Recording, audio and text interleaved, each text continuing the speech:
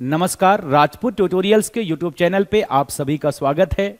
जैसा कि पिछले वीडियो में मैंने कहा था कि राजपूत ट्यूटोरियल्स के यूट्यूब चैनल पे एमसीक्यू कम रिवीजन क्लासेस की एक सीरीज हम प्रारंभ करने जा रहे हैं और इस कड़ी में आज पहला लेक्चर मैं इंडियन पॉलिटी से संबंधित आपके एक बेहतर प्रश्नों की श्रृंखला लेकर मैं आपके समक्ष उपस्थित हुआ हूं। मैं बता दूं कि इंडियन पॉलिटी भारतीय संविधान से संबंधित टोटल 4 लेक्चर में पूरे सिलेबस को मैं कवर करने का प्रयास करूंगा। इन 4 लेक्चर में उन प्रश्नों की एक श्रृंखला होगी, ऐसे प्रश्न जो बेहतर रणनीति के साथ प्रीवियस ईयर में अब तक पूछे गए प्रश्नों को समझते हुए एक क्या बेहतर प्रश्न आपको दिया जा सके और इस प्रश्नों के माध्यम से अपने कमियों को दूर करते हुए एक बेहतर तैयारी तक आप पहुंचे, ये हमारा प्रयास रहेगा। तो इस कड़ी में आज मैं इंडियन पॉलिटी संबंधित पहले लेक्चर पर हम आते हैं और आज इंडियन पॉलिटी से संबंधित जिस आपके टॉपिक से संबंधित प्रश्न आज मैं डिस्कस करने वाला हूं, ये मुख्य रूप से संवैधानिक विकास से लेकर पार्ट 4A तक अर्थात फंडामेंटल ड्यूटीज तक के इसमें क्वेश्चंस मैंने कवर करने का प्रयास किया है। उन प्रश्नों के माध्यम से जहां से प्रश्न बन सकते हैं या बनने की संभावना है, तो इस तरीके से संवैधानिक विकास से लेकर आपका 4A तक ये टॉपिक मैं आज के इस सेशन में मैं आपको कवर करूंगा। संवैधानिक विकास, संविधान का निर्माण, भाग एवं अनुसूचियां, संविधान के स्रोत और पार्ट 1 से लेकर 4A तक ये टॉपिक आज इस सेशन में हम कवर करने वाले हैं। तो चलिए बिना समय व्यतीत किए हुए पहले प्रश्न की तरफ आगे बढ़ते हैं। और इस तरीके से पहला जो प्रश्न है हमारा वो संवैधानिक विकास से संबंधित है। जैसा कि आप सभी जानते हैं कि पीएससी प्री या मेंस दोनों ही पर्सपेक्टिव से कॉन्स्टिट्यूशनल डेवलपमेंट से प्रश्न हमेशा से बना है और आगे भी बनने की संभावना है। तो हमारा सबसे पहला क्वेश्चन जो है वो संवैधानिक विकास से संबंधित है। ठीक है, तो पहला प्रश्न है, भारत सरकार अधिनियम 1935 के संदर्भ में निम्नलिखित कथनों पर विचार कीजिए और इन स्टेटमेंट्स के बाद आपको इनमें से कौन सा कथन सही है, ट्रू है, उसको उस स्टेटमेंट को आपको चयन करना है। पहला स्टेटमेंट है कि इसने प्रांतों और रियासतों को इकाइयों के रूप में मानकर एक अखिल भारतीय संघ की स्थापना का प्रावधान किया। दूसरा है, इसने सभी प्रांतों में द्विसदनीय व्यवस्था लागू की। तो ये 2 स्टेटमेंट्स के आधार पर 1935 की अधिनियम को आपको बताना है कि इनमें से क्या आपका सही है। हम जब संवैधानिक विकास पढ़ते हैं तो संवैधानिक विकास में हम 2 भाग में बांटकर कॉन्स्टिट्यूशनल डेवलपमेंट को कवर करते हैं। एक ईस्ट इंडिया कंपनी के अधीन भारत का संवैधानिक विकास, तो दूसरा ब्रिटिश संसद या ब्रिटिश गवर्नमेंट के अधीन भारत का संवैधानिक विकास।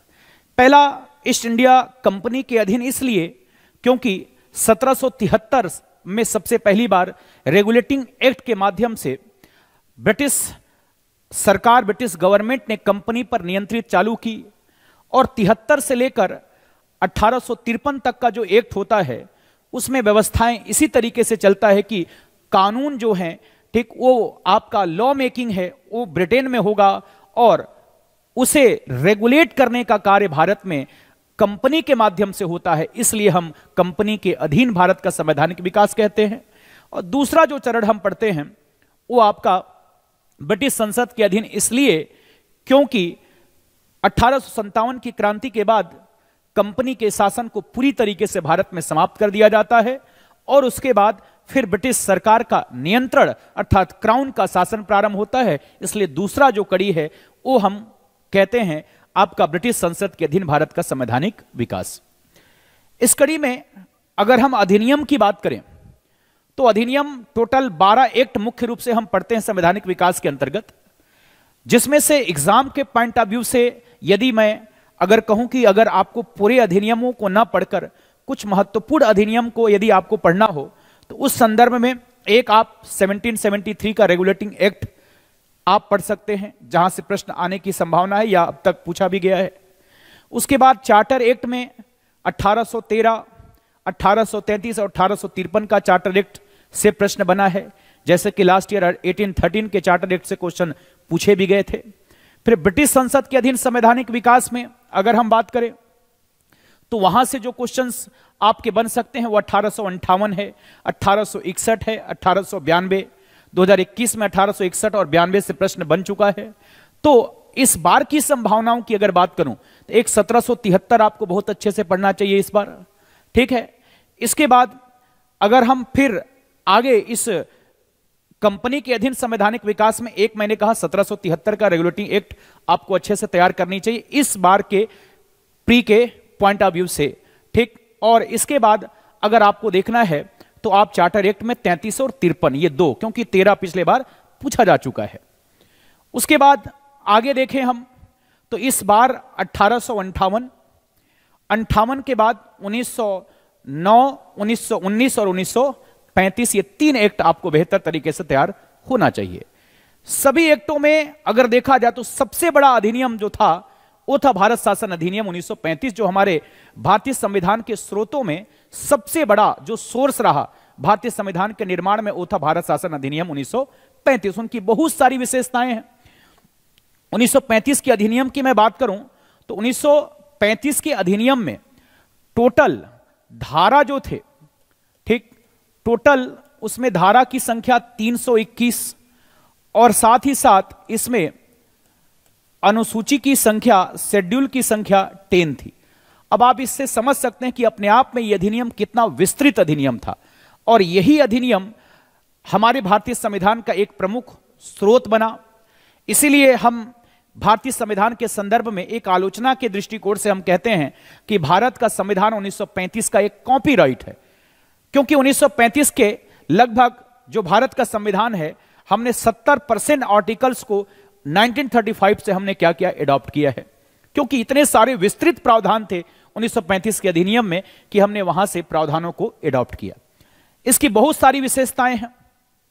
उन विशेषताओं में से सबसे पहली विशेषता यह है कि इस समय हमारा भारत आपका ब्रिटिश इंडिया और देसी रियासत दो भागों में बटा हुआ था। तो एक प्रस्ताव रखा गया, एक प्रपोजल रखा गया कि ब्रिटिश इंडिया और प्रिंसली स्टेट देसी रियासतों को मिलाकर एक ऑल इंडियन यूनियन बनाया जाए, एक अखिल भारतीय संघ का, ठीक, बनाने का एक प्रस्ताव रखा गया। वो अलग बात है कि वो पास नहीं हो सका था, बट जो पहला स्टेटमेंट है कि इसने प्रांतों और रियासतों को इकाइयों के रूप में मानकर एक अखिल भारतीय संघ की स्थापना का प्रावधान किया, तो यह स्टेटमेंट बिल्कुल सही है। अर्थात ब्रिटिश इंडिया और देसी रियासतों को मिलाकर एक अखिल भारतीय संघ बनाए जाने का प्रपोजल अर्थात प्रस्ताव इस समय रखा गया था। इसके बाद इसने सभी प्रांतों में द्विसदनीय व्यवस्था लागू की, ठीक। तो याद करिए उस समय भारत के सभी प्रांतों में नहीं, बल्कि उस समय ब्रिटिश आपके भारत के अंतर्गत टोटल 11 प्रांत थे और 11 प्रांतों में से केवल 6 प्रांत में क्या था, आपका द्विसदनीय विधायिका का प्रावधान किया गया था। क्लियर है? इस समय जो द्विसदनीय विधायिका का प्रावधान किया गया, टोटल 11 प्रांत थे उस समय। उस समय टोटल प्रांतों की संख्या कितनी थी? 11। 11 में से 6 प्रांत थे जहां पर द्विसदनीय विधायिका क्या था, आपका प्रावधान किया गया था। और ये कौन कौन सा? ठीक, तो एक आपका बंगाल, फिर बिहार, ठीक, बंगाल और बिहार, ठीक है। बी से 2 नाम है, बंगाल और बिहार। इसके बाद म से अर्थात एम से मुंबई, जो उस समय बंबई हुआ करता था, और आपका क्या, मद्रास। तो बी से ये 2 नाम हो गया और एम से ये 2 नाम हो गया, मुंबई और मद्रास, 4 हो गए। उसके साथ एक था असम और एक है संयुक्त प्रांत, ठीक। एक क्या था आपका, संयुक्त प्रांत। ये टोटल 6 ऐसे प्रांत थे जहां पर द्विसदनीय विधायिका का प्रावधान किया गया। वैसे अभी भी हम राज्यों में अगर विधायिका की बात करें तो हमारे भारत देश में, ठीक, टोटल 28 राज्यों में से केवल 6 ही ऐसे राज्य हैं जहां पर द्विसदनीय विधायिका है। तो अभी भी याद रखिएगा कि अभी हमारे देश में जो विधायिका है वह द्विसदनीय है। भारत में केवल कितने राज्यों में? 6 राज्यों में, ठीक। 22 राज्यों में एक सदनीय है। जैसे केंद्र में हम बात करते हैं कि लोकसभा और राज्यसभा ये कंपलसरी है, मैंडेटरी है। बट राज्यों में विधानसभा तो मैंडेटरी है, लेकिन विधान परिषद अनिवार्यता नहीं है। इस तरीके से भारत में वर्तमान में केवल 6 राज्यों में ही द्विसदनीय विधायिका है, और उस समय भी यह कितने राज्यों में था? 6 राज्यों में था। क्लियर है? इस तरीके से सभी प्रांतों में द्विसदनीय व्यवस्था लागू की। ठीक, ये आपका स्टेटमेंट क्या हो जाएगा? गलत। तो इस परिप्रेक्ष्य में आंसर क्या हो गया आपका? ठीक, कौन सा सही है? तो केवल एक, अर्थात ठीक है, आपका ये स्टेटमेंट सही होगा। क्लियर है?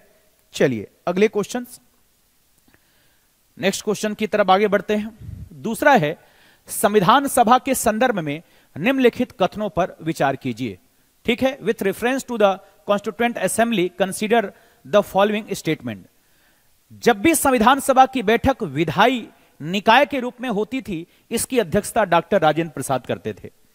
सेकेंड स्टेटमेंट है, संविधान सभा ने राष्ट्रगान और राष्ट्रगीत को 1947 में अपनाया था। कौन सा स्टेटमेंट सही है, यह आपको चुनना है। तो इस संदर्भ में ध्यान दीजिएगा, बहुत इंपॉर्टेंट यहां से भी प्रश्न बनता है। जैसा कि आप सभी को मालूम है कि 9 दिसंबर 1946 को संविधान सभा की पहली बैठक हुई, 11 दिसंबर 1946 को दूसरी बैठक, और 13 दिसंबर 1946 को तीसरी बैठक होती है। पहली बैठक की जो अध्यक्षता ठीक सौंपी गई, वो एक फ्रांस की परंपरा के अनुरूप सबसे सीनियर मेंबर जो थे, उन्हें अस्थायी अध्यक्ष के रूप में डॉक्टर सच्चिदानंद सिन्हा जी को चुना गया था। अब बात समझिएगा कि जो संविधान सभा है, ठीक, कॉन्स्टिट्यूएंट असेंबली, संविधान सभा, यह संविधान सभा की दोहरी भूमिका थी। ठीक, डुअल रोल था। इस संविधान सभा का काम था मेकिंग ऑफ कॉन्स्टिट्यूशन, स्वतंत्र भारत के लिए संविधान बनाना, संविधान का निर्माण करना। एक कार्य संविधान सभा का यह था। दूसरा कार्य था इस संविधान सभा का, वो था कानून को लागू करना। ठीक, कानून बनाना या कानून को लागू करना, विधियों को लागू करना। ठीक, अर्थात विधि निर्माण, ठीक, और उसे क्या करना? लागू करना। ठीक, ये दोहरी भूमिका में संविधान सभा कार्य कर रही है। क्लियर? तो इसमें यह बात कहा गया कि जब भी संविधान सभा संविधान के निर्माण क्या कार्य करेगी, जब संविधान के निर्माण से संबंधित जब कार्य होगा, उस दौरान जो अध्यक्षता होगा, मतलब अध्यक्ष होंगे, ठीक, वो होंगे डॉक्टर राजेंद्र प्रसाद, जो इनको द्वितीय बैठक में आपको स्थायी अध्यक्ष के रूप में चुना गया। तो यह कहा गया कि जब भी संविधान सभा के संदर्भ में जब मीटिंग होगा, ठीक, बैठक होगा, तब हमेशा अध्यक्षता कौन करेंगे? डॉक्टर राजेंद्र प्रसाद। लेकिन जब विधि से संबंधित, कानून से संबंधित कोई भी बैठक होता है, तो उस समय जो अध्यक्षता करेंगे वो करेंगे जीवी मावलंकर। ठीक है, अध्यक्षता कौन करेंगे? जीवी मावलंकर। ये इंपॉर्टेंट है, इस बात को अच्छे से याद रखिएगा कि जब भी विधि से संबंधित बैठक होगी तो उसकी अध्यक्षता कौन करेंगे? जीवी मावलंकर। क्लियर है? तो इस तरीके से अगर हम देखें तो जब भी संविधान सभा की बैठक विधायी निकाय के रूप में होती थी, किस रूप में? विधायी निकाय के रूप में होती थी, तो इसकी अध्यक्षता डॉक्टर राजेंद्र प्रसाद करते थे। ठीक, ये क्या है आपका? गलत है। क्लास में हम इसके संदर्भ में बहुत डिटेल से हम बात करते हैं। उसके बाद है कि संविधान सभा ने राष्ट्रगान और राष्ट्रगीत को 1947 में अपनाया था। ठीक है, 1947 में अपनाया था। अब देखिए, यह भी आपका स्टेटमेंट में बहुत सारी बातें इसमें हम देख सकते हैं। ठीक, जैसे देखिए, क्रम से कुछ इंपॉर्टेंट देख लेते हैं। मई, ठीक, मई 1949, ठीक, या इससे पहले आप 22 जुलाई 1947, ठीक, इसके बाद मई 1949, मई 1949, 26 नवंबर 1949, ठीक, 26 नवंबर 1949, 24 जनवरी 1950, ठीक, 26 जनवरी 1950, ये कुछ इंपॉर्टेंट डेट है। 22 जुलाई 1947 को हमारे देश का जो राष्ट्र ध्वज है, ठीक, नेशनल फ्लैग इसे अपनाया गया। मई 1949 को जो भारत है वो राष्ट्रमंडल का एक आधिकारिक तौर पर सदस्य बनता है। 26 नवंबर 1949 को आप सभी को मालूम है कि भारतीय संविधान को संविधान सभा के द्वारा एडॉप्ट किया गया, अंगीकृत किया गया। ठीक, तो अंगीकृत की जो तिथि है वो 26 नवंबर है।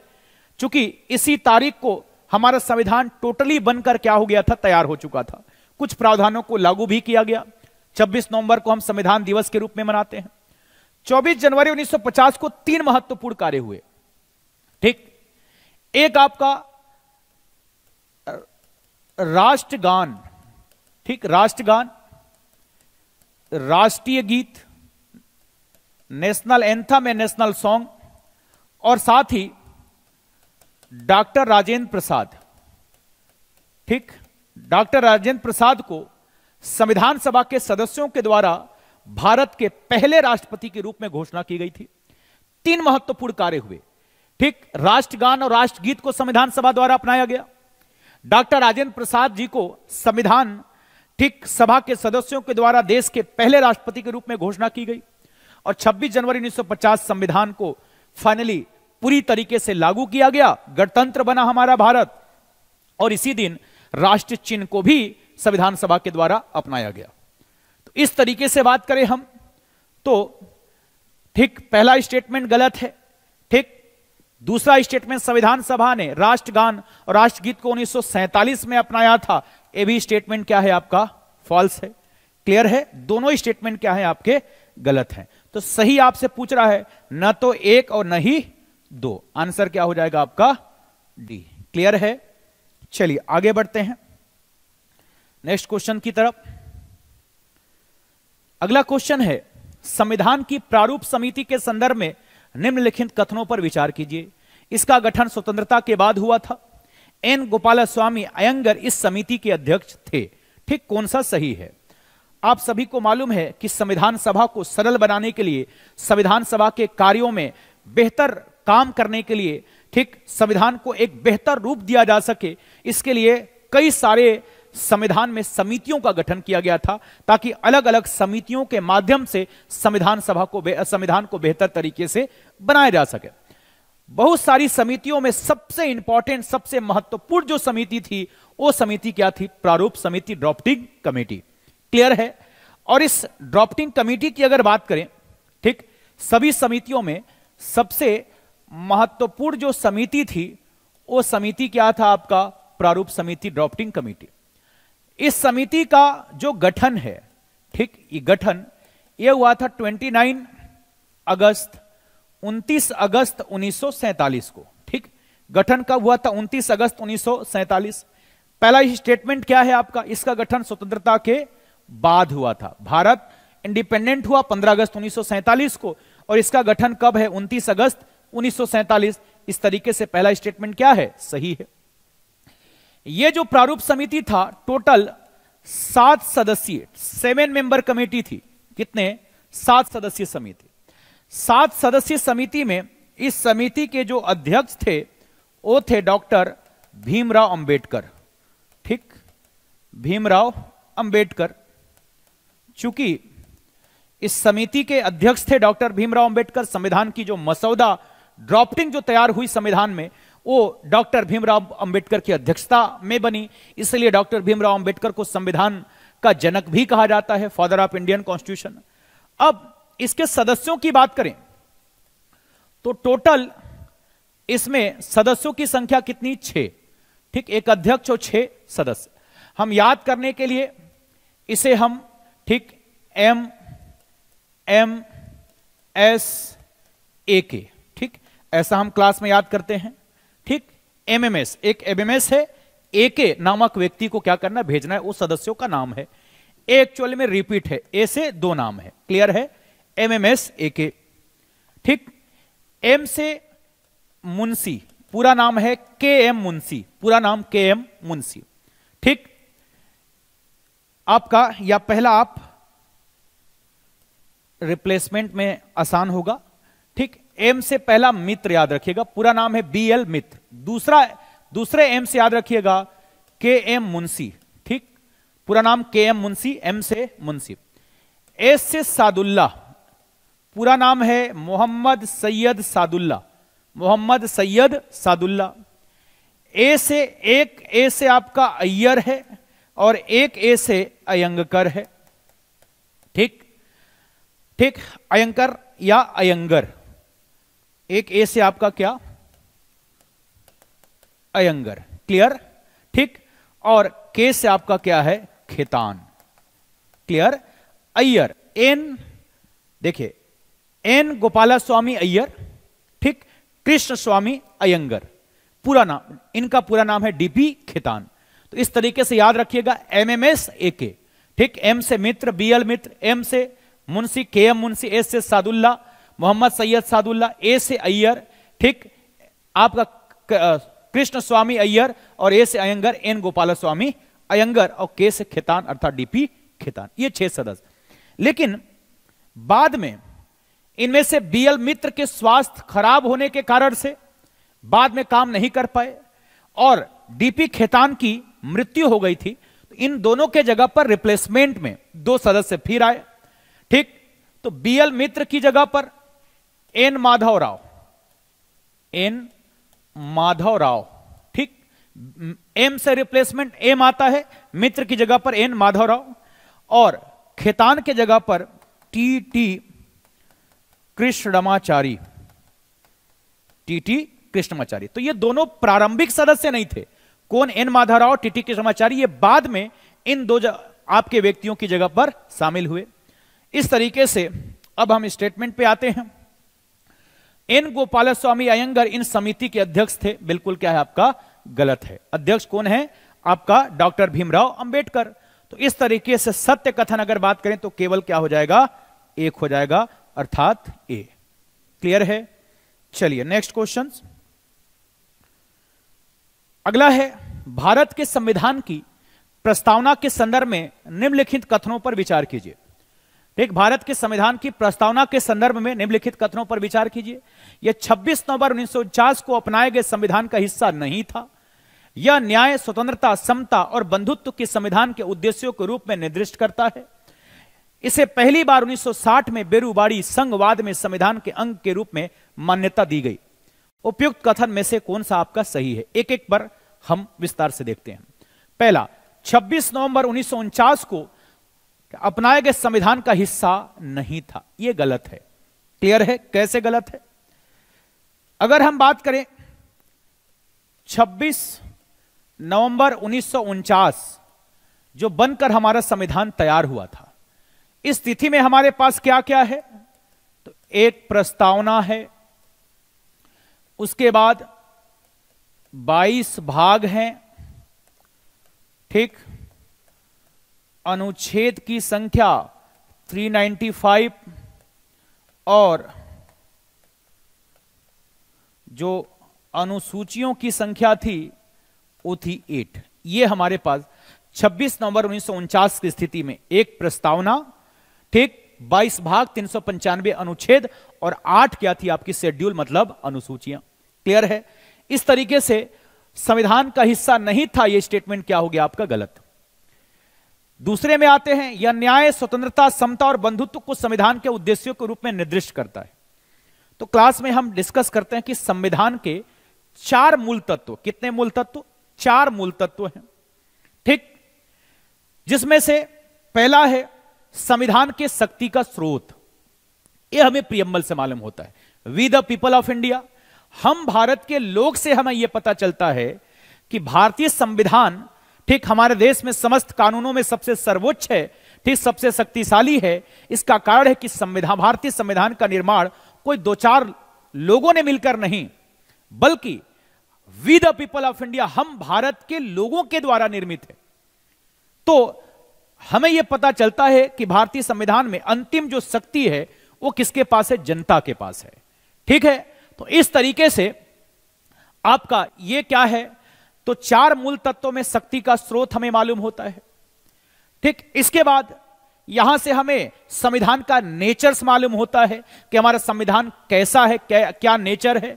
तो नेचर में हम संपूर्ण प्रभुत्व संपन्न, समाजवादी, पंथ निरपेक्ष, लोकतंत्र, गणराज्य, ठीक, अर्थात हमारा भारत एक सॉवरेन कंट्री है, ठीक, समाजवादी सोशलिस्ट है, पंथ निरपेक्ष सेकुलर है, डेमोक्रेसी है, ठीक, ये सारी विशेषता क्या है आपका, ठीक, मतलब ये भी एक दूसरा जो आपका अनिवार्य तत्व है, ठीक, अर्थात क्या नेचर्स पता चलता है। इसके बाद हमें इसका उद्देश्य अर्थात हमारे संविधान का उद्देश्य भी हमें कहां से मालूम होता, प्रियम्बल से। क्या उद्देश्य है, ठीक, तो सामाजिक आर्थिक राजनीतिक न्याय स्थापित करना।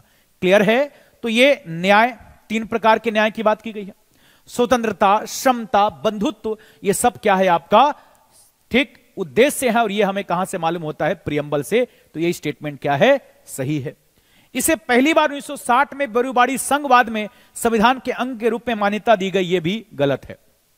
कैसे, आगे चलकर यह सवाल उठा, ठीक, सुप्रीम कोर्ट तक यह मामला पहुंचा कि प्रियम्बल संविधान का भाग है या नहीं है, ठीक, एक प्रश्न यह था, और दूसरा, क्या प्रस्तावना में संशोधन किया जा सकता है कि नहीं किया जा सकता। सबसे पहला मामला आता है बेरूबाड़ी संघ 1960 में। बेरूबाड़ी संघ केस में सुप्रीम कोर्ट ने कहा कि प्रस्तावना संविधान का अंग नहीं है, और नहीं है तो इसमें संशोधन भी नहीं किया जा सकता है। इसे संविधान के अंग के रूप में जिस केस में स्वीकार किया गया वो था केशवानंद भारती वर्सेस केरल राज्य 1973। केशवानंद भारती वर्सेस केरल राज्य 1973 के केस में प्रस्तावना को संविधान के एक महत्वपूर्ण अंग के रूप में स्वीकार किया गया, और यह कहा गया कि इसमें संशोधन भी किया जा सकता है, लेकिन कोई ऐसा संशोधन नहीं होगा जिसके मूल ढांचे में परिवर्तन हो। क्लियर है, तो इस तरीके से फर्स्ट एंड थर्ड गलत है, तो केवल क्या हो जाएगा आपका 2, ठीक, तो इसका आंसर क्या है आपका बी, केवल 2, ठीक। चलिए नेक्स्ट क्वेश्चन आगे बढ़ते हैं। निम्नलिखित में से कौन सी भारतीय संविधान की संघीय विशेषता है, which of the following are federal features of the Indian constitution, ठीक। जैसा कि आप सभी जानते हैं कि हमारा भारत विश्व का एक ऐसा अनोखा संविधान है जो अपनी परिस्थितियों के अनुसार अपने नेचर्स को, अपनी प्रकृति को क्या है बदलता है।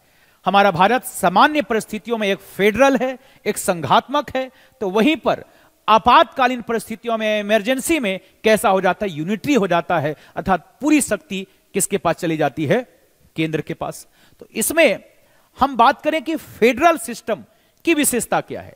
फेडरल में पहली बात समझिए कि फेडरल मतलब संघ, और भारत क्या है, राज्यों का संघ है, यूनियन ऑफ स्टेट्स है, ठीक, अर्थात भारत 28 राज्य और 8 केंद्र शासित प्रदेश से मिलकर बनता है, और दोनों के बीच शक्तियों को स्पष्ट तौर पर क्या किया गया है, विभाजित किया गया है। तो इस संदर्भ में बहुत विस्तार से हम क्लास में डिस्कस करते हैं कि किस आधार पर हम फेडरल और यूनिटरी को अलग अलग हम देखते हैं।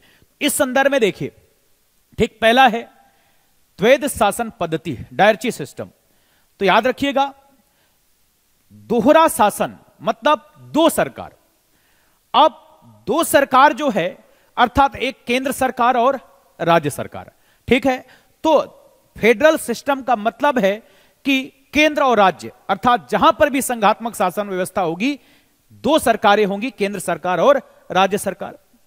एकीकृत न्यायपालिका, हमारे देश की विधायिका संघात्मक है, हमारे देश की कार्यपालिका संघात्मक है, ठीक, लेकिन हमारे देश की न्यायपालिका संघात्मक नहीं है, यूनिटरी है। अर्थात कानून बनाने के, कानून निर्माण के संदर्भ में केंद्र और राज्य दोनों को शक्तियां हैं अपने अपने आपके विषय पर।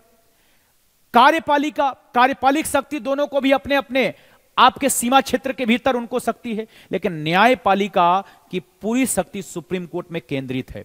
अर्थात हमारे देश की विधायिका, कार्यपालिका संघात्मक है, लेकिन न्यायपालिका क्या है, एकात्मक है, क्योंकि सुप्रीम कोर्ट में पूरी शक्तियां केंद्रित है। तो एकीकृत न्यायपालिका संघात्मक शासन के लक्षण नहीं है। द्विसदनीय व्यवस्था, बाइकैमरल सिस्टम, लोकसभा राज्यसभा। तो देखिए, लोकसभा मतलब जनता की सभा, राज्यसभा राज्यों की सभा है। क्लियर है, तो राज्यों का भी प्रतिनिधित्व है। इस तरीके से यह भी क्या है, संघात्मक है।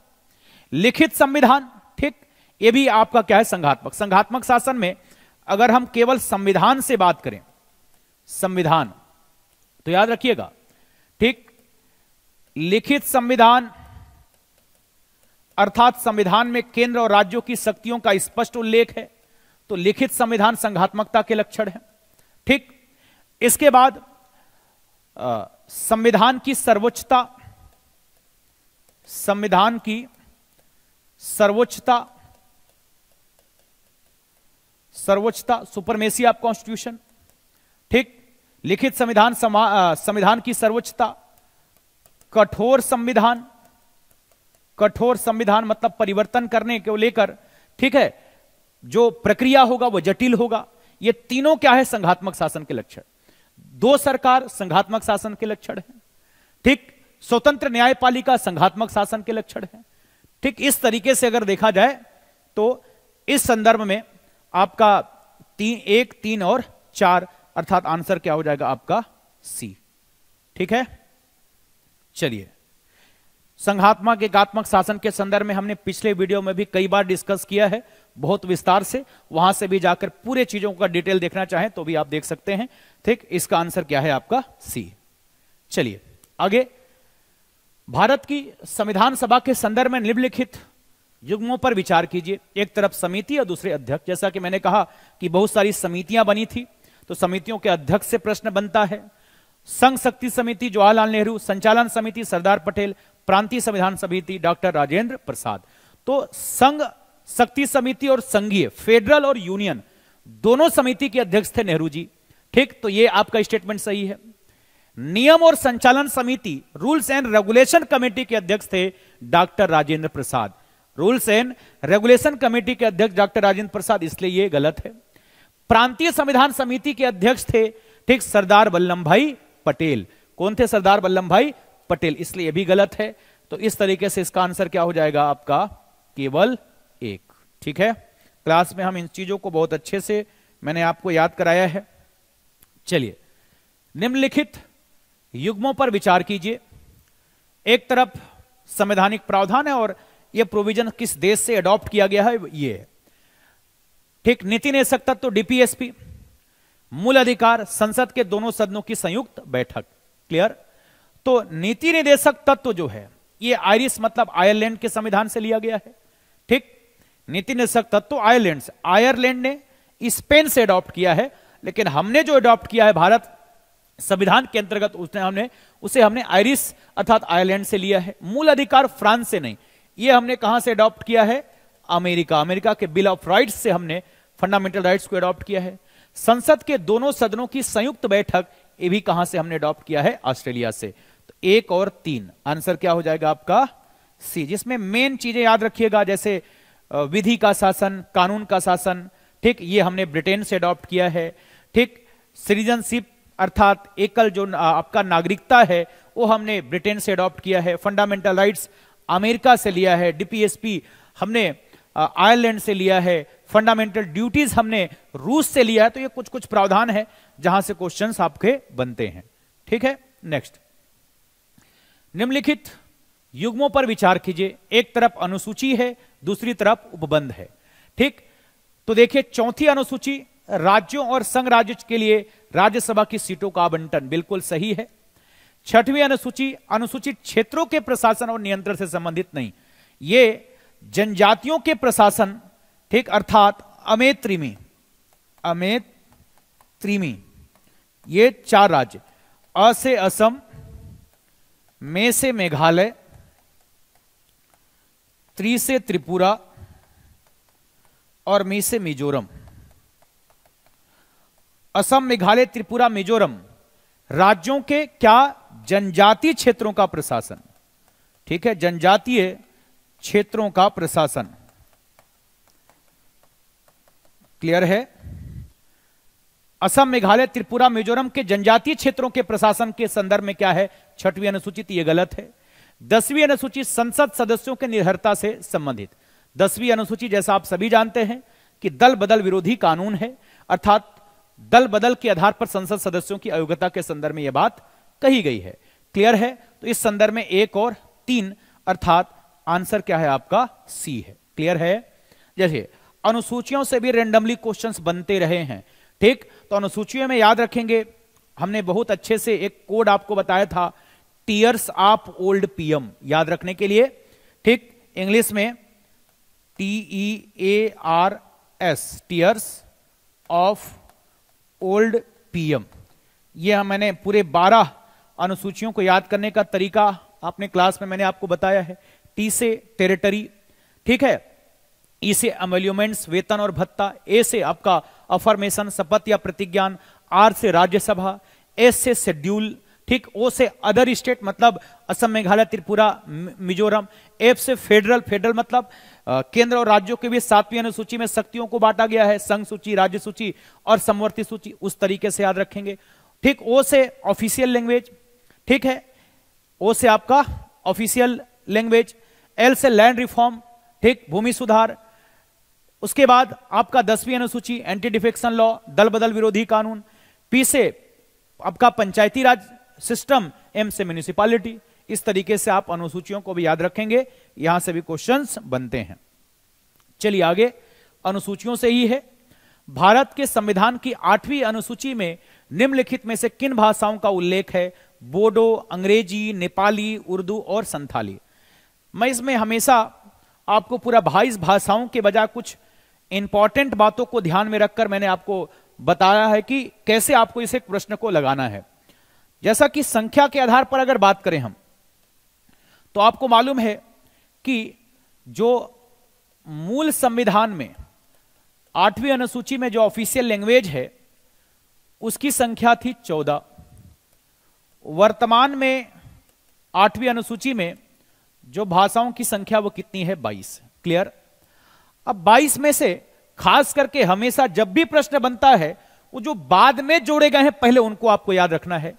ठीक, तो सबसे पहले इसमें देखिए 21वां संविधान संशोधन 1967, ठीक, 21 कॉन्स्टिट्यूशन अमेंडमेंट 1967 के तहत जो भाषा जोड़ी गई वो भाषा कौन है? सिंधी है। ठीक, उसके बाद 71 कॉन्स्टिट्यूशन अमेंडमेंट 1992 के तहत मैंने आपको क्या बताया था? नमक, NMK, यह क्या याद रखना है? नमक। N से नेपाली, M से मणिपुरी और K से आपका कोंकणी। उसके बाद 2171 दोनों को जोड़ दीजिए तो क्या होगा? 92वां संविधान संशोधन 2003। ठीक, इसमें मैंने बताया था BDMS, BDMS, B for Bodo, D for Dogri, M से मैथिली और S से क्या है आपका? संथाली। क्लियर है? तो 14 मूल संविधान, ये हो गया आपका 15, 16, 17, 18, ठीक, 19, 20, 21 और क्या? 22। ये आपको पहले कम से कम याद रखना, सिंधी, नमक और BDMS। क्लियर है? अब इसमें मैंने आपको बताया है क्लास में कि क्या नहीं है। नहीं वाले में सबसे पहला जो बार बार हमेशा ऑप्शन में रहता है, एक अंग्रेजी। लगता है कि सारे ऑफिशियल वर्क तो अंग्रेजी में हो रहे हैं, लेकिन यह संविधान में 8वीं अनुसूची में शामिल नहीं है। इसके अलावा अभी छत्तीसगढ़ी को याद रखिएगा, ठीक है, छत्तीसगढ़ी यह आपका 8वीं अनुसूची में अभी शामिल नहीं है। लगातार प्रयास किया जा रहा है कि 8वीं अनुसूची में इसे शामिल किया जाए, लेकिन अभी शामिल नहीं है। एक बड़ी क्षेत्र में बोले जाने वाली भाषा भोजपुरी, ये भी आपका 8वीं अनुसूची में शामिल नहीं है। इन 3 को कम से कम अलग से याद रखिएगा, इतने में आपके प्रश्न बन जाने हैं। ठीक है, चलिए, सबसे जरूरी तो आपको याद रखना है कि अंग्रेजी 8वीं अनुसूची में नहीं है, पहले बाहर कर दीजिए। अब मान लो केवल उसी को याद है आपको और बनाते हैं। बोडो हमने अभी संशोधन में बताया, संथाली मैंने आपको अभी बताया। ठीक है, तो इस तरीके से आपको कौन सी भाषा का उल्लेख है? ठीक, बोडो, नेपाली, उर्दू और संथाली। ठीक, इस तरीके से आप इसमें निकाल दीजिए क्या? अंग्रेजी। अब अंग्रेजी जहां जहां पर होगा वो हट जाएगा। ये 2 यहां पर है, ये नहीं हो सकता। ये 2 यहां पर है, ये नहीं हो सकता। क्लियर है? 2 आप एलिमिनेट कर लिए। अब एक बच रहा है 3, 4, 5। ठीक, 3, 4, 5 एक हो रहा है। ठीक है, 3, 4, 5 और एक है, 1, 3, 4, 5, 1, 3, ठीक है, आपका 4 और 5। तो इस तरीके से आप इसमें से अगर आप ऑप्शन के बिहाफ पर अगर आप देखेंगे तो क्या हो जाएगा? 1, 3, 4 और 5। क्लियर है? 1, 3, 4 और 5 अंग्रेजी को अलग कर दीजिए, बाकी सभी क्या है आपका? ठीक, 8वीं अनुसूची में शामिल भाषाएं हैं, बन जाएगा। चलिए नेक्स्ट, निम्नलिखित कथनों पर विचार कीजिए। अनुच्छेद 1 भारत को राज्यों के समूह के रूप में वर्णित करता है। वर्तमान में भारत में 28 राज्य और 8 संघ राज्य क्षेत्र हैं। राज्यों और संघ राज्य क्षेत्रों के नाम और उनके क्षेत्र विस्तार का उल्लेख संविधान की 3री अनुसूची में किया गया है। क्लियर है? देखिए, अनुच्छेद 1 भारत को राज्यों के समूह के रूप में नहीं, हम जब आर्टिकल 1 पढ़ते हैं, India that is Bharat shall be a union of states, Bharat राज्यों का समूह नहीं बल्कि भारत राज्यों का एक संघ है। और हमें आर्टिकल 1 से मुख्यतः 2 जानकारी मिलता है, एक तो संविधान में भारत का नाम और दूसरा भारत के राज्यों का संघ का मतलब है कि केंद्र और राज्यों के बीच संबंध कोई समझौता नहीं है, बल्कि कोई भी राज्य चाह कर भी केंद्र से अलग नहीं हो सकता। तो भारत राज्यों का समूह नहीं, राज्यों का क्या है? संघ है। इसलिए पहला स्टेटमेंट गलत है। वर्तमान में भारत में 28 राज्य और 8 संघ राज्य क्षेत्र हैं। यह तो बहुत इजी है, आप सभी को मालूम है, सही है। राज्यों और संघ राज्य क्षेत्रों के नाम और उनके क्षेत्र विस्तार का उल्लेख संविधान की 3री अनुसूची में नहीं, यह संविधान के फर्स्ट शेड्यूल में है। क्लियर है? पहली अनुसूची में क्षेत्रों के नाम और उनका क्षेत्र विस्तार और आपका उल्लेख, 3री अनुसूची में क्या है? 2री अनुसूची में वेतन भत्ता और 3री में विभिन्न संवैधानिक पदों के शपथ ओथ के बारे में प्रावधान है। क्लियर है? तो इस तरीके से फर्स्ट स्टेटमेंट रॉन्ग है, थर्ड रॉन्ग है, केवल क्या है आपका सही? 2 है। क्लियर? आंसर क्या होगा आपका? ए। चलिए नेक्स्ट, भारतीय संविधान के तहत निम्नलिखित में से कौन से अधिकार और विशेषाधिकार केवल भारत के नागरिकों को प्रदान किए गए हैं, विदेशियों को नहीं? कौन कौन से राइट्स या जो प्रिविलेजेस हैं, विशेषाधिकार जो केवल इंडियन सिटीजन को है, आपके फॉरेनर को नहीं है? धर्म, मूल वंश, जाति, लिंग या जन्म स्थान के आधार पर भेदभाव ठीक के विरुद्ध अधिकार है, अर्थात आर्टिकल क्या है? 15। वाक एवं अभिव्यक्ति की स्वतंत्रता, सम्मेलन, संघ बनाने, संचरण, ये सारा अधिकार किसमें है? आर्टिकल 19। उच्चतर न्यायपालिका में न्यायाधीशों के रूप में सेवा करने का अधिकार और संसद और राज्य विधानमंडल के सदस्य के लिए चुनाव। तो याद रखेंगे, जो केवल और केवल इंडियन सिटीजन को है। यदि हम फंडामेंटल राइट्स की बात करें तो 15, 16, 19, 29 और 30 केवल इंडियन सिटीजन को प्राप्त अधिकार है। इसके अलावा विभिन्न पद जैसे राष्ट्रपति, उपराष्ट्रपति, राज्यों के राज्यपाल, ठीक है, सुप्रीम कोर्ट, हाई कोर्ट के न्यायाधीश, अटॉर्नी जनरल, एडवोकेट जनरल, ठीक है, जैसे महत्वपूर्ण पद पर आप आसीन नहीं हो सकते। ठीक, साथ ही साथ संसद एवं राज्य विधानमंडल सदस्य के लिए चुनाव लड़ने पर प्रतिबंध है। ठीक, या मतदान देने का अधिकार आपके विदेशी नागरिकों को नहीं होता है। क्लियर? तो इस तरीके से याद रखें। ठीक, हमने कहा 15, 16, 19, 29, 30, तो ये 15 है, ये है 19, यह भी है। उच्चतर न्यायपालिका में न्यायाधीशों के रूप में सेवा करने का अधिकार ये केवल इंडियंस को है। संसद और राज्य विधानमंडल की सदस्यता के लिए चुनाव लड़ने का अधिकार भी केवल भारतीय नागरिक को। इस तरीके से ये चारों के चारों अधिकार क्या हैं? केवल और केवल भारत के नागरिकों को ही है, विदेशी नागरिकों को अधिकार ये नहीं है। क्लियर? चलिए नेक्स्ट, लोगों को मतदान का अधिकार देने के मामले में भारत अग्रणी रहा है। इस संदर्भ में निम्नलिखित में से कौन से देश ने भारत के बाद इलेक्ट्री फ्रेंचाइजी अर्थात ठीक सार्वभौमिक वयस्क मताधिकार प्रदान किए? देखिए 19वीं सदी का जो समय है, उस 19वीं सदी में अगर देखा जाए तो हर देश के अंतर्गत राजनीतिक समानता, स्वतंत्रता और न्याय पर आपकी बात होती थी।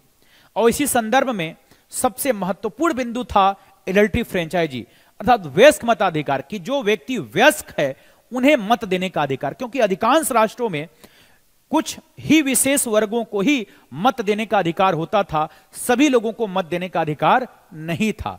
इस संदर्भ में बहुत सारे राष्ट्रों ने ये अपने अपने देश में ये अधिकार दिया कि जो व्यक्ति वयस्क है उसे मत देने का अधिकार दिया जाए। तो हमने मूल संविधान में ही, हमारे देश के संविधान में, मतलब 1950 से ही हमारे भारत में क्या है, वयस्क मताधिकार कि जो व्यक्ति वयस्क है उसे मत देने का अधिकार। मूल संविधान में 21 वर्ष था, ठीक। उसके बाद 61वें संविधान संशोधन के तहत, ठीक, वर्तमान में जो आपका वयस्क मताधिकार की आयु है उसे घटाकर कितना किया गया है, 18 वर्ष। तो इस तरीके से अगर आप देखें तो ये आपका, अगर राष्ट्रों की बात करें तो 1944 में फ्रांस, मतलब हमारे आजादी से पहले, 1945 में जापान, ठीक, 1950 में इंडिया, 1951 में अर्जेंटीना, 52 में आपका ग्रीस, 55 में मलेशिया, 62 में ऑस्ट्रेलिया और 1965 में क्या है, यूएस है, ठीक, 78 में स्पेन और 94 में आपका साउथ अफ्रीका। क्लियर है? तो इस तरीके से, ठीक। तो आप अगर देखेंगे संयुक्त राज्य अमेरिका, ये आपका आ जाएगा कब, ठीक, हमारे मतलब भारत देश के बाद मतदान करने का अधिकार। जैसे पहले 1965 तक अगर बात करूं मैं अमेरिका में भी, तो वहां पर गोरे और काले के बीच भेदभाव होता था, तो वहां पर 1965 तक, ठीक, अश्वेत लोगों को मत देने का अधिकार नहीं होता था। क्लियर है? और फ्रांस हमने अभी देखा, ठीक, संयुक्त राज्य अमेरिका, इसके बाद फ्रांस हमने देखा 1944 है, ये मतलब हमारे आजादी के पहले, मतलब हमसे पहले जो आपका जहां पर लागू है वो कहां पर आपका फ्रांस में है, तो संयुक्त राज्य अमेरिका, ठीक। और इसके साथ जापान कब है आपका, 1945 में। तो हमने कब दिया है, 50 में, तो जापान भी हमसे पहले है, ठीक, इसे लागू करने के लिए। तो इस तरीके से अगर हम बात करें तो क्या हो जाएगा, केवल अमेरिका, मतलब आंसर ए होगा। ठीक है, चलिए नेक्स्ट क्वेश्चन आगे है। निम्नलिखित कथनों पर विचार कीजिए। संयुक्त राज्य अमेरिका में जन्म से नागरिकों के साथ साथ देशीकृत नागरिक भी राष्ट्रपति पद के लिए पात्र होते हैं। दूसरा है, भारत में केवल जन्म से नागरिक ही राष्ट्रपति के पद के लिए पात्र होता है, न कि देशीकृत नागरिक। याद रखेंगे, हमारे भारत और अमेरिका के राष्ट्रपति के संदर्भ में यह बात है कि अमेरिका में आपको राष्ट्रपति बनना है तो जन्म से बाय बर्थ अमेरिकी सिटीजन होना अनिवार्य है। बट हमारे इंडिया में ऐसी बाध्यता नहीं है। भारत के संविधान में राष्ट्रपति बनने के लिए इंडियन सिटीजन होना जरूरी है, भारत का नागरिक होना चाहिए। चाहे वो आपके जो नागरिकता अधिनियम 1955 के तहत 5 प्रकार से नागरिकता ग्रहण करने का प्रावधान है, उन 5 में से किसी भी प्रकार से अगर आप नागरिकता ग्रहण करते हैं तो आप भारत में राष्ट्रपति बनने के लिए योग्य होंगे। तो संयुक्त राज्य अमेरिका में जन्म से नागरिकों के साथ साथ देशीकृत गलत है। वहां पर केवल और केवल जन्म के आधार पर ही जो बाय बर्थ अमेरिकी सिटीजन होगा वही क्या बन सकता, अमेरिका का नागरिक। भारत में केवल जन्म में नागरिक ही राष्ट्रपति के पद के लिए पात्र होता है, न कि देशीकृत नागरिक। ये भी आपका गलत है। भारत में चाहे जन्म के आधार पर, वंश के आधार पर, पंजीकरण के आधार पर, देशीकरण के आधार पर, ठीक, भूभाग के अर्जन के आधार पर, किसी भी आधार पर, चाहे बाय बर्थ हो, ठीक है, बाय रजिस्ट्रेशन हो, बाय नेचुरलाइजेशन हो, किसी भी प्रकार से अगर वो नागरिकता ग्रहण करता है तो भारत के नागरिक बनने के लिए योग्य है। तो क्या आपसे पूछा जा रहा है, क्या सही नहीं है, ठीक, न तो एक न तो दो, दोनों ही स्टेटमेंट क्या है आपका गलत है। ओके, ठीक है, चलिए आगे बढ़ते हैं। अगला है, किसी धर्म की अभिवृद्धि के लिए कराधान में मुक्ति के संदर्भ में निम्नलिखित कथनों पर विचार कीजिए। ठीक है, with reference to exemption from taxation for promotion of any religion consider the following statement. राज्य कर के रूप में संग्रहित धन को किसी विशिष्ट धर्म की अभिवृद्धि के लिए व्यय नहीं कर सकता है। यह व्यवस्था धार्मिक संस्थानों के धर्मनिरपेक्ष प्रशासन को नियंत्रित करने के लिए कर और शुल्क लगाने पर प्रतिबंध रोक लगाती। याद रखेंगे, हमें मालूम है कि संविधान के अनुच्छेद 25 से 28 के बीच धार्मिक स्वतंत्रता का अधिकार है, जिसमें अनुच्छेद 25 धार्मिक स्वतंत्रता से संबंधित प्रावधान है, वहीं पर 26 जो है धार्मिक कार्यों के प्रबंधन से संबंधित प्रावधान है और 27 है रिलीजियस आपके टैक्सेशन से संबंधित प्रावधान। तो याद रखें, संविधान के अनुच्छेद जो 27 है, 27 में क्या प्रावधान किया गया है? 27 में प्रावधान किया गया है कि राज्य किसी भी विशिष्ट धर्म किसी भी पर्टिकुलर रिलीजन के डेवलपमेंट में, उसकी अभिवृद्धि में आपके सरकारी संपत्ति का आपका खर्च नहीं कर सकती, और न ही किसी भी आपके व्यक्ति पर किसी विशिष्ट धर्म के अभिवृद्धि के लिए कर अधिरोपित नहीं किया जा सकता, कर का टैक्स का इंपोजिशन नहीं किया जा सकता। याद रखेंगे दो बातें। पहला चीज क्या कहा गया कि किसी विशिष्ट धर्म के अभिवृद्धि के लिए कर की उगाही नहीं की जा सकती, कर नहीं लगाया जा सकता। जैसे हमें मान लीजिए, जैसे सरकार सड़क बना रही है तो आपसे टैक्स लेती है, या और कोई भी अगर कार्य कर रही है तो आपसे टैक्स लेती है, लेकिन किसी विशिष्ट धर्म की अभिवृद्धि के लिए, ठीक है, किसी विशिष्ट धर्म की अभिवृद्धि के लिए आपके कर अधिरोपित नहीं किया जा सकता, और न ही किसी सरकारी आपके जो कर के रूप में पैसा कलेक्ट किया गया है, उगाया गया है, उस पैसे को भी किसी पर्टिकुलर रिलीजन के अभिवृद्धि में खर्च नहीं की जा सकती। इसका उद्देश्य है धर्मनिरपेक्षता, ताकि कोई भी राज्य जो है किसी विशिष्ट धर्म के प्रति पार्शियलिटी ना करे। ठीक, भारत एक धर्मनिरपेक्ष राष्ट्र है। हां, सभी धर्मों को समान महत्व देते हुए सरकारी पैसे को खर्च किया जा सकता है। और दूसरी बात, यह अनुच्छेद कर लगाने पर प्रतिबंध लगाता है, शुल्क पर नहीं। अर्थात सुविधाओं के एवज में आपसे आपका फी जो है, शुल्क है, वो आपसे क्या किया जा सकता है, लिया जा सकता है। तो तीर्थ यात्रियों से अलग अलग सुविधाओं के लिए आपसे शुल्क ली जाती है। क्लियर है? तो राज्य कर के रूप में संग्रहित धन को किसी विशिष्ट धर्म के अभिवृद्धि के लिए व्यय नहीं कर सकता, यह आपका सही है 27 के अनुसार। यह व्यवस्था धार्मिक संस्थाओं के धर्मनिरपेक्ष प्रशासन को नियंत्रित करने के लिए है, कर के साथ साथ शुल्क लगाने पर नहीं। इस कारण से स्टेटमेंट गलत हो जाता है। कर लगाने पर तो प्रतिबंध लगाता है, लेकिन शुल्क पर नहीं। तो यह क्या हो जाएगा आपका गलत। तो आंसर क्या होगा, केवल एक। ओके, ठीक है। चलिए नेक्स्ट, अगला क्वेश्चन है, भारतीय संघ में किसी नए राज्य का प्रवेश करने की शक्ति निम्नलिखित में से किसे प्राप्त है ना? तो हम जो भाग 1 के अंतर्गत जब पढ़ते हैं अनुच्छेद 2 और 3, तो याद रखिएगा जो संविधान का आर्टिकल 2 है, ठीक, आर्टिकल 2 के अंतर्गत संसद को अधिकार है कि नए राज्यों के संघ में प्रवेश और उसकी स्थापना का अधिकार, ठीक, संसद जो है वो करेगी अनुच्छेद 2 के तहत।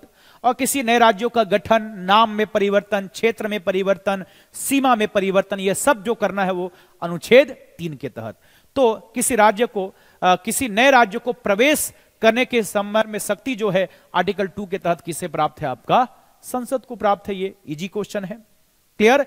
3 में याद रखिएगा, नए राज्यों का गठन, नाम में परिवर्तन, सीमा में परिवर्तन, क्षेत्र में परिवर्तन, ये सारे अगर बदलाव करने हैं तो आर्टिकल 3 के तहत।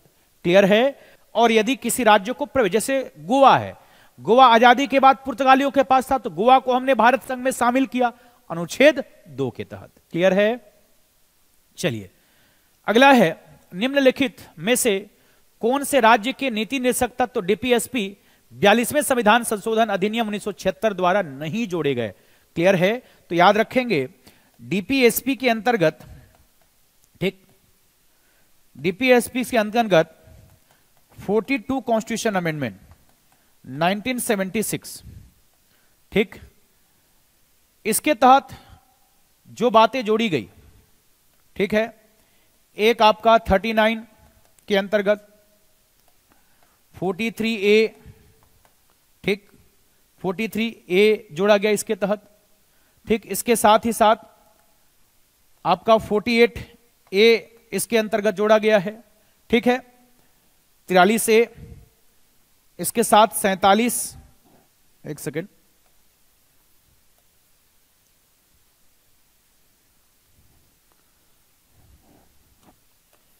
इसमें अगर हम बात करें क्या क्या जोड़ा गया, तो एक 4 चीजें, एक 39A, इसके बाद 43A और 48A, ये 4 बातें मुख्य रूप से इस आपके 42वें संविधान संशोधन के अंतर्गत जोड़ा गया है। ठीक, 39 में बच्चों से संबंधित आपके प्रावधान किए गए, 39A के अंतर्गत निःशुल्क विधिक सहायता, ठीक है, फ्री लीगल हेल्प है, 43A सहभागी प्रबंधन, कोऑपरेटिव मैनेजमेंट, अर्थात उद्योगों के प्रबंधन में श्रमिकों की भागीदारी को सुनिश्चित करने का प्रावधान 43A में किया गया। 48A, ठीक, पर्यावरण संरक्षण, वन्य जीवों का संरक्षण। तो ये चार बातें 42वें संविधान संशोधन 1976 के तहत जोड़ा गया है। देखिए, प्रारंभिक बाल्यावस्था में देखभाल और सभी बच्चों को 6 वर्ष की आयु, ठीक, पूरी करने तक शिक्षा उपलब्ध कराना, ये आपका नहीं है। ठीक है, उस सुकुमार अवस्था को लेकर वहां पर प्रावधान किया गया है, न कि 6 वर्ष की आयु पूरी करने तक शिक्षा उपलब्ध कराना। उद्योगों के प्रबंधन में श्रमिकों की भागीदारी, ये आपका 43A है, सही है। आय, स्थिति, सुविधा और अवसरों में असमानता को कम करना, ये भी आपका नहीं है। तो इस तरीके से केवल और केवल क्या हो जाएगा आपका, ठीक है, सॉरी, एक और सॉरी, ये भी आपका आपके प्रश्न क्या पूछा गया है, नहीं है। ठीक है, ध्यान दीजिएगा, प्रश्न क्या है, द्वारा नहीं जोड़े गए, तो आंसर इस संदर्भ में 1 और 3 हो जाएगा। ठीक, आंसर सी। क्या जोड़ा नहीं गया है, तो 1 और 3। चलिए नेक्स्ट आर्टिकल है। जनरली पार्ट 3 और पार्ट 4 से ज्यादातर चांसेस होता है कि वहां से आर्टिकल क्वेश्चन आपसे पूछे। क्लास में हम भाग 3 भाग 4 का अनुच्छेद बहुत अच्छे से याद कराते हैं आपको। ठीक है, तो कुछ इंपॉर्टेंट आर्टिकल्स हैं, देखिए इसके तहत आपको क्या करना है, कौन सा सही सुमेलित है। कुटीर उद्योगों का प्रोत्साहन, ठीक, गलत है। 40 में तो पंचायती राज व्यवस्था है। ठीक है, गोवध पर रोक, ठीक है, ये किसमें है, 48 के अंतर्गत। ये क्या है आपका 48 में। वन्य जीवों का संरक्षण, ये 48 से, ये आपका क्या है, सही है। ठीक है, कुटीर लघु एवं कुटीर उद्योगों का प्रोत्साहन, ठीक, 43 के अंतर्गत प्रावधान है। गोवध पर रोक 48 में है। वन्य जीवों का संरक्षण 48A। तो केवल सही सुमेलित करने की बात करें तो क्या होगा, केवल 3। ठीक है, चलिए नेक्स्ट अगला क्वेश्चन है। भारतीय संविधान का अनुच्छेद 51A मूल कर्तव्यों से संबंधित उपबंध प्रदान करता है। इस संदर्भ में निम्नलिखित में से किस अधिनियम का कुछ मौलिक कर्तव्यों के कार्यान्वयन रेगुलेशन पर प्रभाव डालता है। पहला है राष्ट्रीय गौरव अपमान निवारण अधिनियम 1971। यह जो बनाया गया है वह राष्ट्रीय झंडा, राष्ट्रगान के अपमान को लेकर, ठीक है, यह अधिनियम बनाया गया है, तो यह आपका सही है।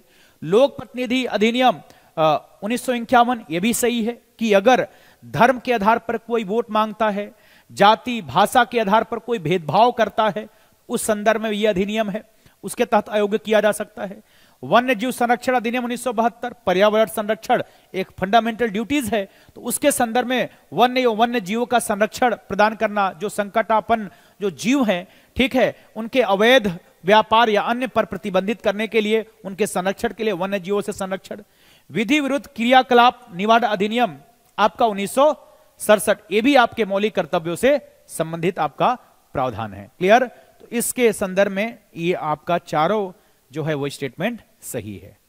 ठीक है, चलिए आगे। भारतीय संविधान द्वारा गारंटीकृत सांस्कृतिक और शैक्षणिक अधिकारों के संदर्भ में निम्नलिखित कथनों पर विचार कीजिए। ठीक है, जैसा कि आपको मालूम है कि जो मूल अधिकार के अंतर्गत, ठीक, आपका जो मौलिक अधिकार शिक्षा एवं संस्कृति से संबंधित मूल अधिकार है, जिसमें 2 अनुच्छेद 29 और 30, हम 29 की बात कर रहे हैं। अनुच्छेद 29 का दायरा केवल अल्पसंख्यकों तक ही सीमित नहीं है, बिल्कुल सही है।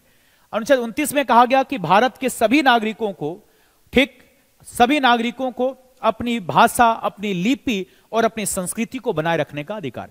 मूलतः यह अल्पसंख्यकों के हितों का संरक्षण है, लेकिन सुप्रीम कोर्ट ने कहा कि यह अधिकार न केवल अल्पसंख्यकों को बल्कि, ठीक, भारत के भूभाग पर रहने वाले हर एक नागरिकों को, याद रखें, केवल नागरिकों को अपनी भाषा, अपनी बोली, अपनी लिपि, अपनी संस्कृति को बनाए रखने का क्या है, अधिकार है। तो केवल अल्पसंख्यकों तक ही सीमित नहीं है, बल्कि ये सभी को है, सही है। सभी अल्पसंख्यकों को अपनी पसंद के शिक्षण संस्थानों की स्थापना करने का, ठीक, और उनका प्रशासन करने का अधिकार है। ठीक है, तो ये अनुच्छेद 30 के तहत यह अधिकार है कि भारत में अल्पसंख्यकों को अपनी पसंद के, ठीक, धार्मिक शिक्षण संस्थान की स्थापना करने और उसके प्रशासन करने का क्या है, अधिकार है। क्लियर है, तो इस संदर्भ में ये भी आपका क्या है, ठीक, सही है। 1 और 2 दोनों स्टेटमेंट क्या है आपका, राइट है। ठीक, तो आज के इस सेशन का आखिरी प्रश्न है, ठीक, और यह है आपका नागरिकता अधिनियम 1955 के तहत नागरिकता खोने के संदर्भ में निम्नलिखित कथनों पर विचार कीजिए। जब कोई व्यक्ति अपनी भारतीय नागरिकता त्याग देता है तो उस व्यक्ति को प्रत्येक अवयस्क संतान की भी भारतीय नागरिकता समाप्त हो जाती है।